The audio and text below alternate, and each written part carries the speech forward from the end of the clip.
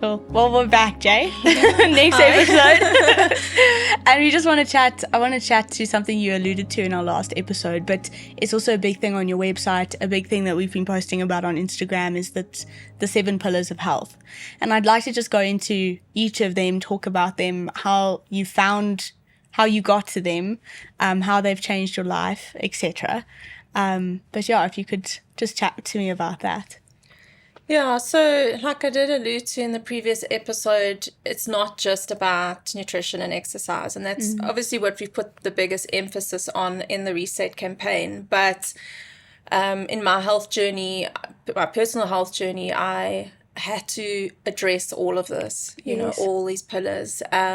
So, you know, I didn't have 7 pillars of health to work with as a defined list when I started my health journey.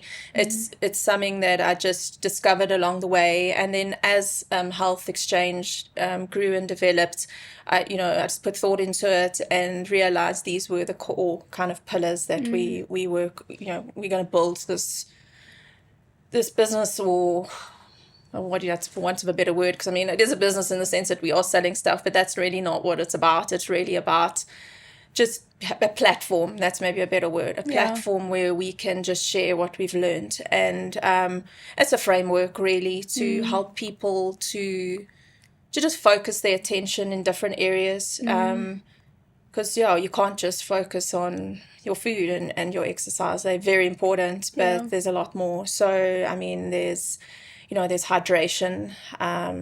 That is huge, huge.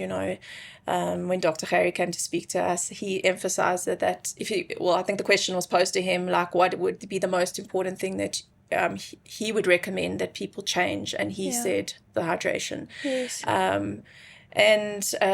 So, I mean, just with my personal health journey, it was quite sobering because I've actually enjoyed drinking water from a teenager, like nothing else really. I may have had some tea and stuff along the journey, but I've always loved water. I loved the taste of water. I've always been good about drinking water, even when I was, not eating very well. I did the water thing.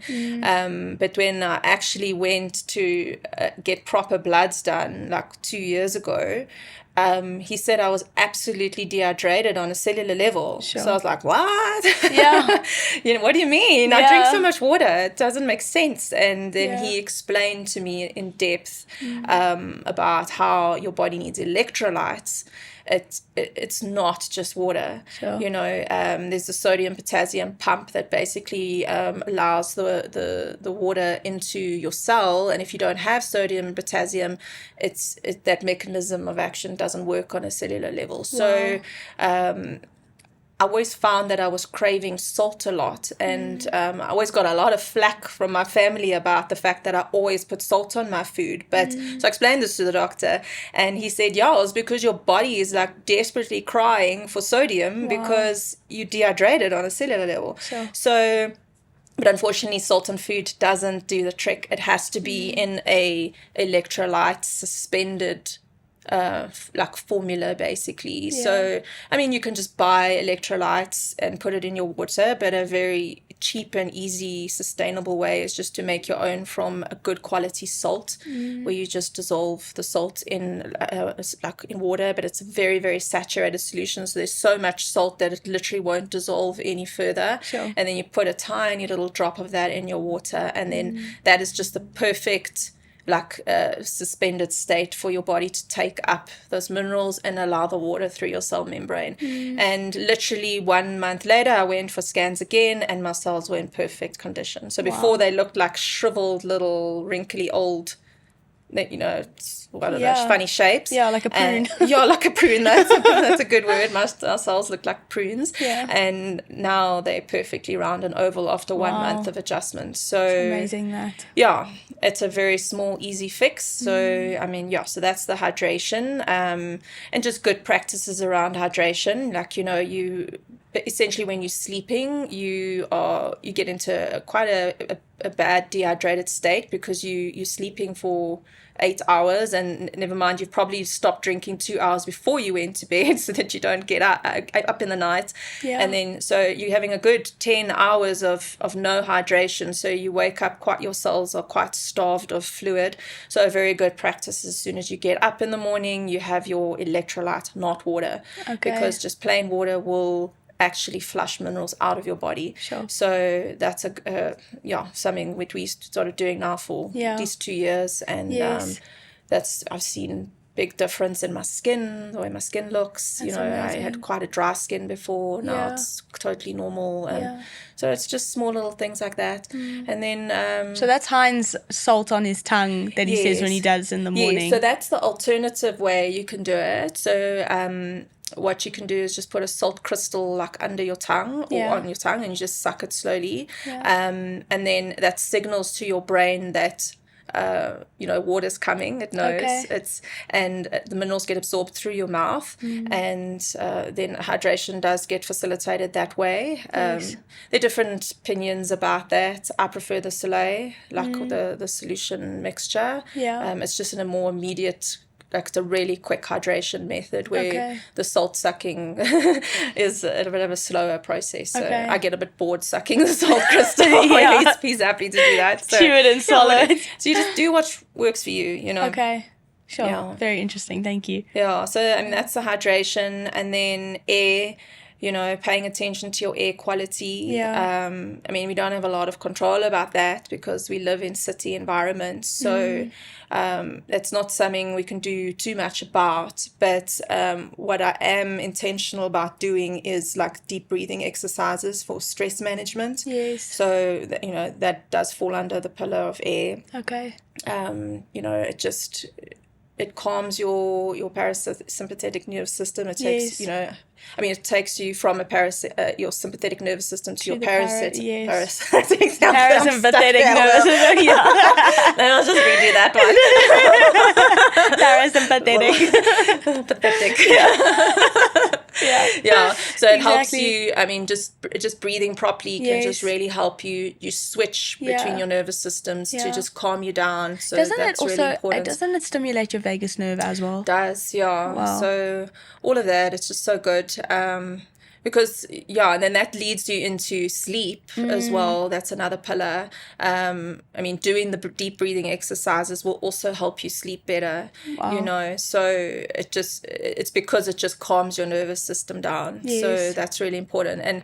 And paying attention to my sleep was a huge thing in my health journey, because I was so overstimulated from work. I mean, I worked in a very creative industry, and it was very demanding creatively, very exciting as well. So, it just kept me up at night. My brain just wouldn't switch off, and I was just always on the go, on the run. I think I was just permanently in flight and fight mode, So it was very hard to sleep, and I eventually became a complete insomniac. If I slept 2-3 hours a night, it was a lot, and it totally wrecked my health.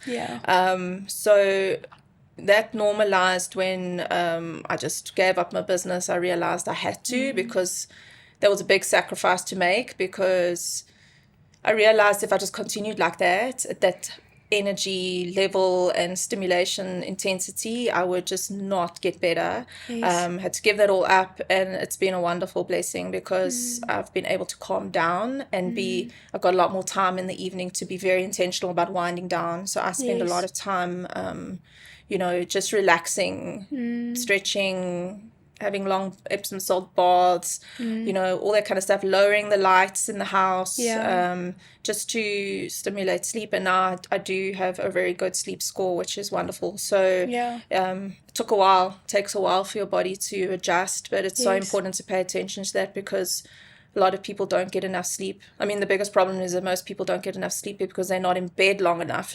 They're going to bed too late and getting up too early. There just literally aren't enough hours. I mean, you literally need, if you need 8 hours sleep, you need to be in bed at least 9 hours, Unfortunately, in this fast-paced world, people don't sleep enough, and it affects everything. It affects how your food is digested. It affects how you your body's own natural ability to heal. It totally hampers that, because that only happens in deep sleep. Yeah. And most people don't even enter into deep sleep if they're sleeping such short hours. So then that means there's just no restorative healing actions happening in their bodies. So sleep is really important. And, that also, I alluded to the light, lowering the light. So that light is one of the pillars too. So you can see how they all integrated. It becomes a very holistic thing, paying attention to every area of your life. So light's a big thing, because I worked in an office environment, even now still do, don't get enough sunlight. And unfortunately, sunlight has been kind of like, well, it's gotten a bad reputation that you need to avoid it because of skin cancer and what. But to your detriment, because that's the way your body makes vitamin D, and vitamin D is so important for your health, so getting good sunlight at the right time of day when the UV index is low, that's really important. But also avoiding the artificial light, because this modern world, we're just exposed to so much blue light, and blue light is, it just keeps you awake, then it impacts your sleep again. So it's this kind of vicious never-ending cycle. Yeah. So, putting blue light blocking apps on your phone and your iPad or whatever. I've got blue light blockers on my glasses, and just making choices if you're not aware of it, you won't take the steps to do it. You may not be able to implement all of this all at once, and I didn't. It took years, but it's good to be aware of it. So that's why we've kind of wanted to share all of this. And then it's so good. I'm thinking of, just on a lighter note, there's I think I saw it on social media somewhere, but as you get older, and I'm hoping that this will happen when you're younger too, but all the punishments you had as a child of go to bed early, you must go play outside, etc., is actually becoming what we're striving for to be healthy, you know? So my mom and dad knew what they were talking about when they were sending to me to bed early, just on a lighter note, I think that's quite funny. That's something I've really actually stuck to, because I remember getting my letter when I went to grade 1, and it said you have to be in bed at 8 o'clock. Oh, really? Yeah. Wow. And I literally stuck with it my whole life. If most nights, even now, is the age I'm at, I usually am in bed by 8 o'clock. The latest 9 o'clock, and my body is just so programmed to in that rhythm. That's so good. Yeah. That's something I'm striving for. It's kind of hard socially, because you want to stay up and be awake and alert and engaged, but I just clutch out. So funny. Sorry, no, I interrupted us now, but you were going from light to so what have we not covered? We discussed nutrition and exercise before. We didn't really discuss exercise much, other than the slipstream programs, which it's amazing to have the accountability to be part of a community where that is such a big thing. That accountability is really something that's been huge for me, because personally that's something I honestly neglected through my life. There were a number of reasons why, obviously busyness, but then I also had injuries and dealing with a lot of stuff through my life, so being physically active wasn't necessarily ingrained in me. So I so appreciate being part of Slipstream now, because the accountability is wonderful. You have to show up, and I like the days when it's cancelled because it's raining or whatever, I'm like genuinely like, oh, sad. So I'm not striving to be an Olympic athlete or anything, but just the opportunity to be out in nature, be with a community who are like-minded, and we're just doing this together, exercising together. It's wonderful. So that's so important to just make yourself accountable to someone to do it, you know. I think it's that too, of also celebrating what your body can do. I think that's an amazing thing for me, and where I've had to have a bit of a mindset shift of I used to train, I was a dancer, and I used to train very much because it was what I wanted my job to be. And so I was very, very, very focused. And that was very good, because it taught me like discipline and focus for that. And coming out of that, it was a little bit difficult for me, because I was like, where does this, I had an inherent need for focus and discipline, and I didn't know where to channel that, because I wasn't dancing for 8 hours a day or, being very focused like that. But actually coming in and learning the discipline of keeping your body moving and celebrating what your body can do, even if it's not for a performance thing, you know, of actually pushing yourself to the limit or not, but keeping active so that you're celebrating, you know, in community, running, riding, swimming, walking, whatever your thing is actually just enjoying life outside, having that other aspect to your life, I think is so important. And it is that too, is it's building a lifestyle of movement, because I think that's really lost in this age right now, is that, you know, from COVID, we work at home, we can work at home, we can work remotely, but I don't know if there's so much emphasis placed on being active and being that encouraged at all, you know, or to a small extent maybe. But I mean, for me, it's so important. I have to move every day, you know, it's just, it's part of, if I don't, then I feel like I get antsy, you know, even in the morning. If we don't train in the morning, I get here and I'm like, you know, there's just that in me where it helps me to get up in the morning and do something or be moving.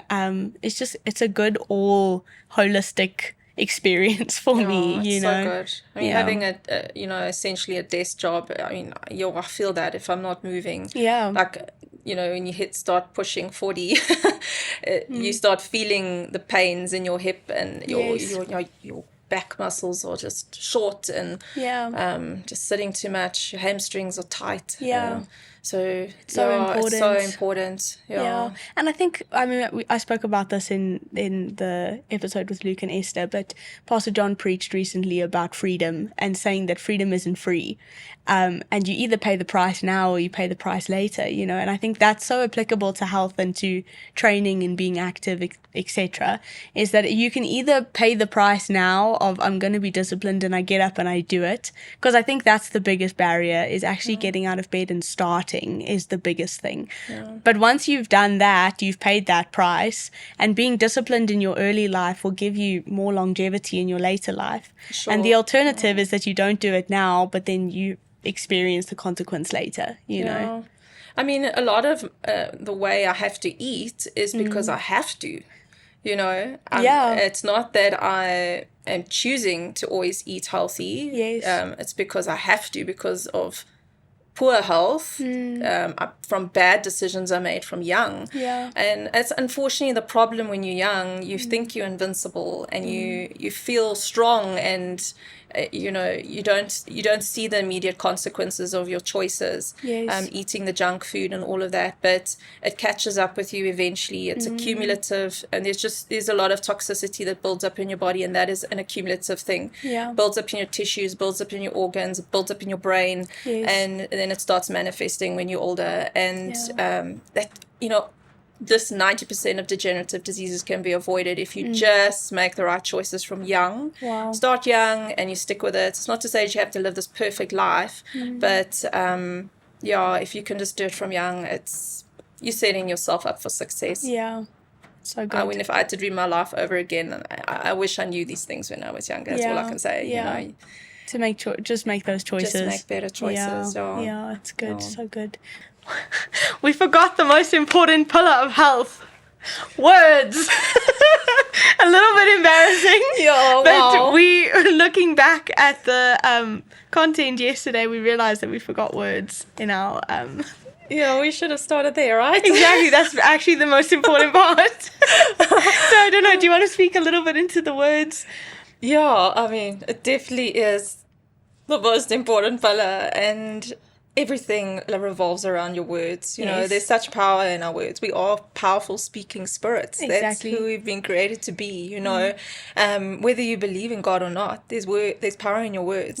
And I mean, you know, the world might say it's affirmations, or, you know, they have their own way of twisting it, but or calling manifesting things or whatever. But the truth is that if we speak life over our bodies, you know, health will manifest. But if we speak negative words, things that break down our self-image, or, you know, you don't speak health, you keep on complaining about, you know, symptoms or conditions that you have, then that's what you're going to get. You get what you say. So it really is so important, and it just frames and underpins everything. it underpins all the pillars, Everything. So yeah. And it really is that too, is that if you are speaking negative words and you're creating a negative atmosphere, so you're actually creating a negative life then. And just, to go off something Pastor Sharon said to us, that when is the best time to speak health words is when you're healthy.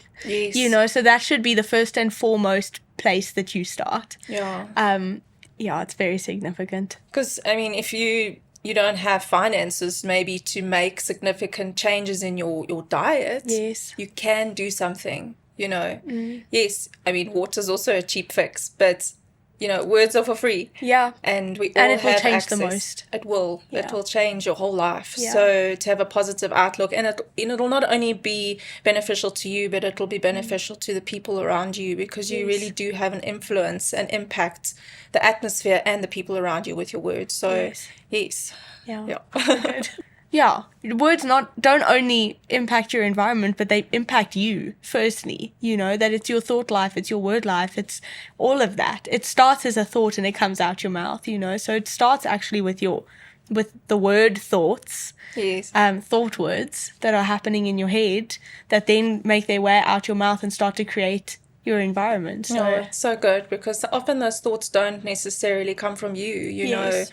It can come from an external influence, enemy of God. It can be, and you don't have to verbalize those words. As soon as you verbalize them, you accept them, and they're spoken out, and then they can manifest. But you can take captive of those thoughts, and determine the outcome for your life. So to be aware of that is so, so important. Well, I think we've touched on everything now, but it's really cool for me that you don't have to make, like what you're saying, that it has been a journey for you, but there are some small steps that you can make now that are going to change your life significantly, And that for me is, I really want to do your suspended electrolytes thing. I know I've been saying that to you, but I must actually just do it. So I'm making myself accountable right now. They're watching. I know.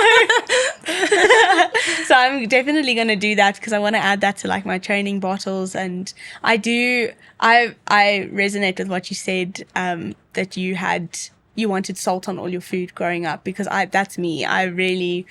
I joke that I'm a very salty sweater. I've never had a sweat test or anything like that, but I must sweat it out somewhere, because I really enjoy salt. So I'm going to do that, because I need to have a change there.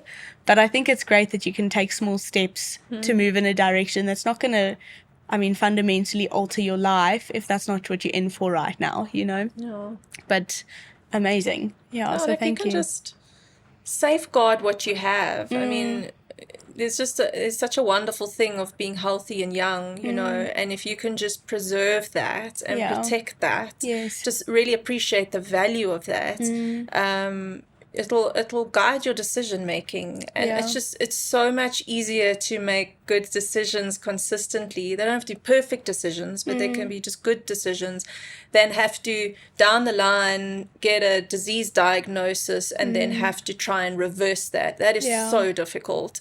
Been there, done that, in the process of doing that, and it's a horrible thing. It drains your life energy, it drains your finances. It's awful, and you don't. That's one of the most wonderful things that I have learned along this whole journey. Well, it's quite a sad thing for me personally, because it could have all been avoided with having had knowledge on these things. So just back to the reason why we have health exchanges, that I want to impart that knowledge, because if you just someone, even if it's just one person, gets one aspect of it, I know it's going to change their lives. So we just are hardest to share this stuff, and we hope people will receive it and hear it, and that it'll change the trajectory of people's lives. Well, thank you, Jay, and thank you for being part of all of this, and for adding such a significant part of that coaching in there, and you are influencing people, so thank you. Thank you. Appreciate it. Awesome.